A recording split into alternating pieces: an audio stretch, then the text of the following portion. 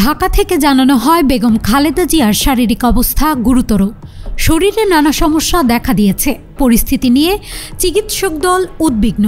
এই সংবাদ পেয়ে লন্ডন ক্লিনিকে ছুটে যান বিএনপির ভারপ্রাপ্ত চেয়ারম্যান তারেক রহমান, সঙ্গে স্ত্রী ডাক্তার জোবাইদা রহমান ও মেয়ে ব্যারিস্টার জাইমা রহমান। তারেক রহমান বেগম খালেদা জিয়ার শারীরিক অবস্থা ব্রিফ করেন চিকিৎসককে। সেখান থেকে যুক্ত করা হয় ঢাকার এভার কেয়ার হাসপাতালের চিকিৎসকদেরও। আলোচনা করে ঠিক করা হয় চিকিৎসা কৌশল।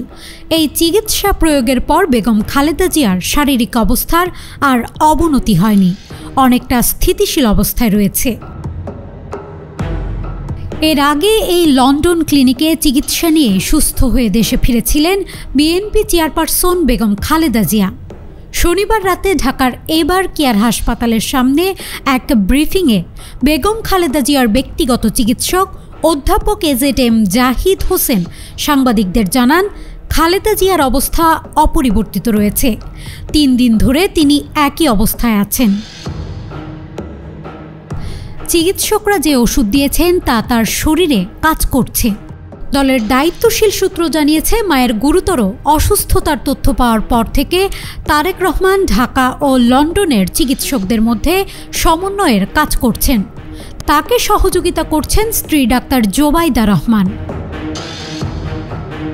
সূত্রের দাবি, আপাতত বেগম জিয়ার চিকিৎসাকেই বেশি গুরুত্ব দিচ্ছে পরিবার। তার শারীরিক অবস্থার কিছুটা উন্নতি হলে বিদেশে নেয়ার বিষয় বিবেচনা করা হবে।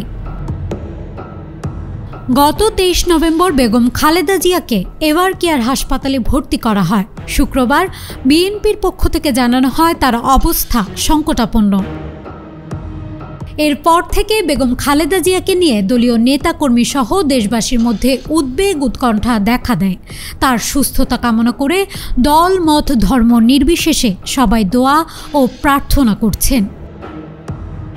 News desk, Manabzamin.